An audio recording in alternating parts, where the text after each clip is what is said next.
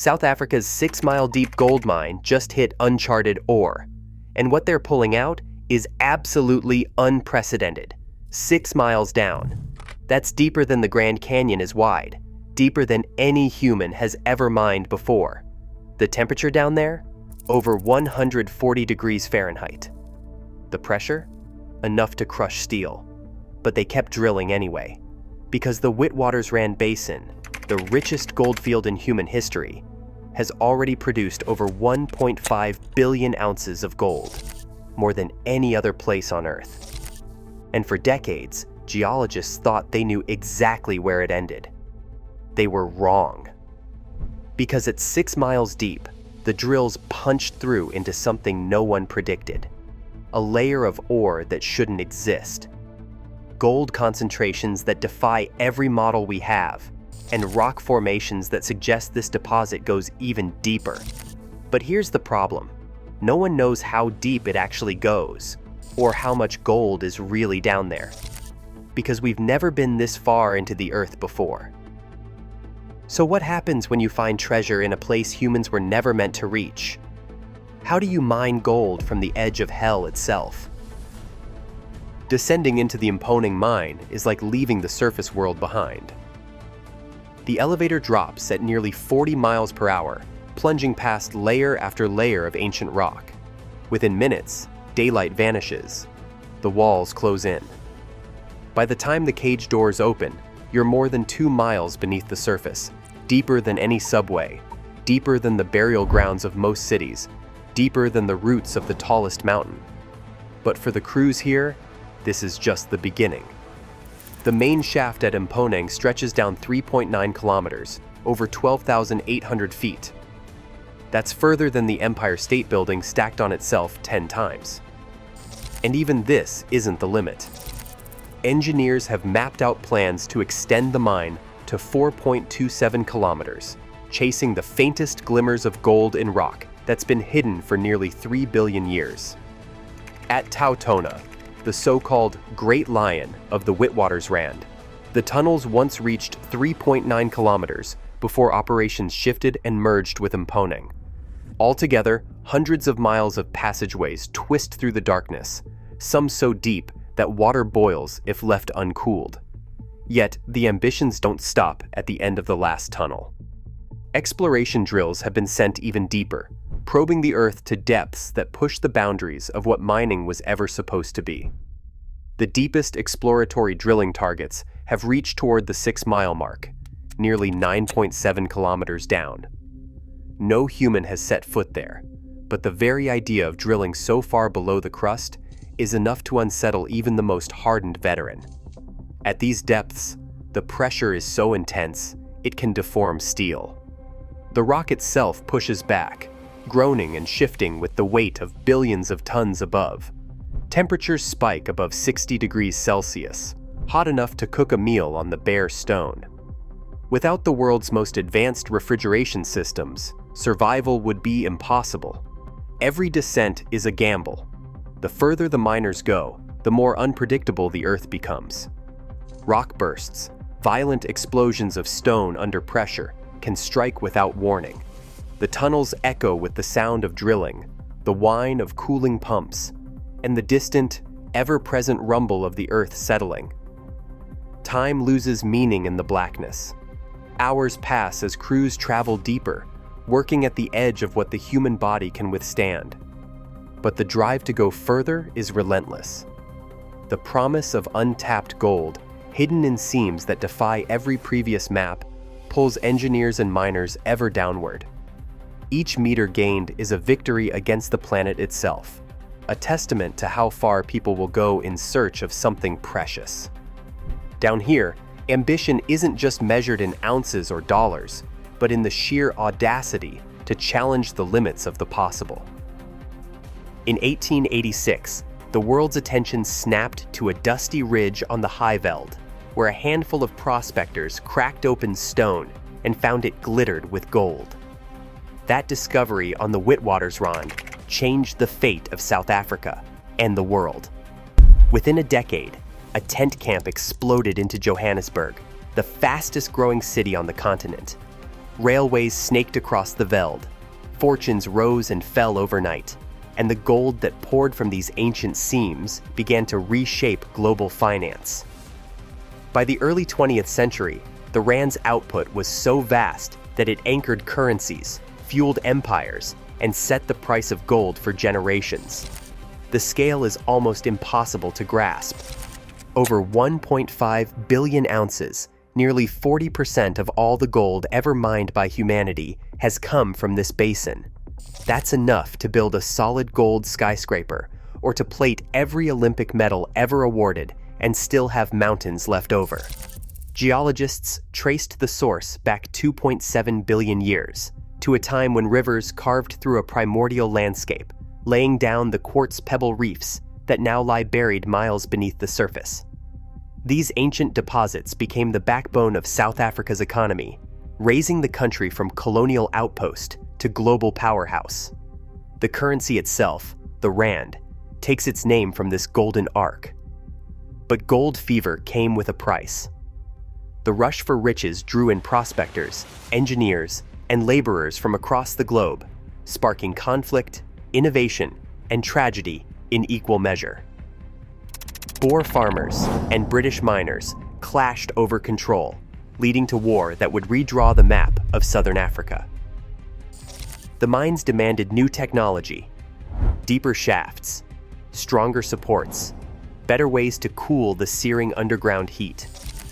Every new advance pushed the limits of what was possible, driving shafts ever deeper in search of the next great reef.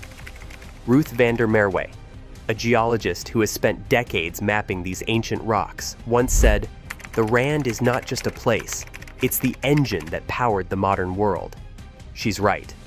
The gold from these depths has funded cities, built railways, and filled the vaults of central banks from London to New York. Yet even as production surged, the quest for more never slowed. Each generation of miners faced the same question. How much further could they go? How much more gold waited below, locked away in stone older than life itself? That question drives the relentless push into uncharted territory. The world's deepest mines are not just feats of engineering. They are monuments to ambition, risk, and the enduring lure of treasure. But with every new level sunk, the challenges multiply. The next chapter isn't just about what can be found, but what it takes to get there. Cooling the depths of Mponeng and Tautona is a feat that borders on science fiction. At nearly 4 kilometers below the surface, the rock temperature soars past 60 degrees Celsius, hotter than the air inside a running oven. Without intervention, the mine would be uninhabitable within minutes. The solution is as bold as the mining itself, an industrial-scale ice-making operation on the surface, churning out over 6,000 tons of ice every single day. This is not the kind of ice you would find in a drink. It is hard ice, produced in massive plate ice machines, then crushed and pumped down the shafts as a slurry. The cold mass travels through insulated pipes, descending into the darkness until it reaches underground dams. There, it melts, absorbing the stifling heat from the air and rock, before cycling back up to the surface to be refrozen and sent down again. It is a closed loop, a river of ice flowing underground, keeping the heart of the mine from overheating. For every kilogram of ice, the system delivers the cooling power of 5 liters of chilled water. That efficiency is not just impressive, it is essential. At these depths, pumping water alone would burn through electricity and budgets. Ice, with its ability to absorb heat as it melts, slashes energy costs by up to 80% compared to conventional cooling. The numbers are staggering. A single 10 megawatt hard ice plant can cool an entire mining level, holding the wet bulb air temperature near 28 degrees Celsius, just cool enough for miners to survive the shift. This is truly energy efficient. Lindaiwi, an engineer who oversees the refrigeration plant, describes her job as building an ice fortress underground. She knows the stakes. Every day, the system must keep up with the relentless heat. Maintenance crews check ammonia compressors, monitor brine clarity, and watch for clogs in the slurry pipes. Any failure could turn a safe tunnel into a death trap within hours. Yet the plant runs with the precision of a heartbeat, ice in, meltwater out, day after day. The logistics are relentless. Moving 6,000 tons of ice requires coordination on a military scale. Trucks haul ice to shaft heads, lifts lower it to the depths, and pumps push the slurry through kilometers of piping. All of it to buy miners the chance to work another day, another shift, a little deeper than before. In this world, survival depends not just on strength or bravery, but on the quiet, relentless ingenuity of the refrigeration crew. Their ice fortress is the only thing standing between the workers and the inferno waiting in the rock. Deep underground, the threat is everywhere, but nothing terrifies the crews more than the sudden violence of a rock burst. It starts with a tremor, then a thunderclap of stone. Walls that looked solid a moment ago can explode outward, sending boulders and razor-edged shards flying through the tunnels. Every shift, miners step into a world where the earth itself can turn lethal without warning. Lindy Wee stands at the heart of the mine's safety operations, tracking every tremor on a bank of monitors. Her team watches seismic sensors planted along the tunnels, hundreds of them, each tuned to pick up the tiniest movements. A seismic event greater than magnitude 2 can shut down an entire section, sometimes more than once a week. The deeper the tunnels go, the more frequent and violent these bursts become. At these depths, the rock is under pressures that would flatten a skyscraper, and even the smallest slip can trigger a chain reaction. Managing this risk is a science of its own. Crews install steel mesh and heavy-duty bolts into the walls, anchoring them to stable rock in an effort to absorb shockwaves. In some areas, they drill stress relief holes, carefully planned to bleed off pressure before it can build to catastrophic levels. But nothing is guaranteed. The mine's seismic monitoring system is always working, mapping stress patterns and issuing alerts when conditions turn dangerous. It's a high-stakes balancing act, with every decision weighing safety against the relentless drive for gold. The cost of these safeguards is staggering. More than a third of the mine's operating expenses go to safety measures, seismic monitoring, reinforced supports, and emergency response teams on constant standby. That's not a luxury. It's the price of survival. Lindy Wee's team runs regular evacuation drills, and every miner carries a personal locator beacon. When the alarm sounds, there's no time to hesitate. Despite the best technology, the Earth sometimes wins.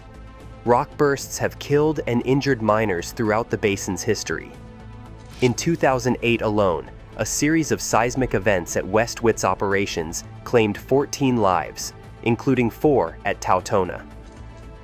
These tragedies haunt everyone who works here, fueling a culture of vigilance that never relaxes. Yet the work goes on. The promise of new gold draws people back into the tunnels, even as the risks grow with every meter gained. For Lindy Wee and her team, safety isn't just a job. It's a daily battle against forces no one can fully control. Down here, in the belly of the earth, the line between fortune and disaster is always razor thin. A drill core arrives at the surface, still warm to the touch. The label reads 4,200 meters, deeper than any previous sample from the Whitwater's Rand. The man waiting for it is Professor Alan Hart, a geochemist whose career has been built on the predictability of these ancient rocks. But what he finds in this core is anything but expected.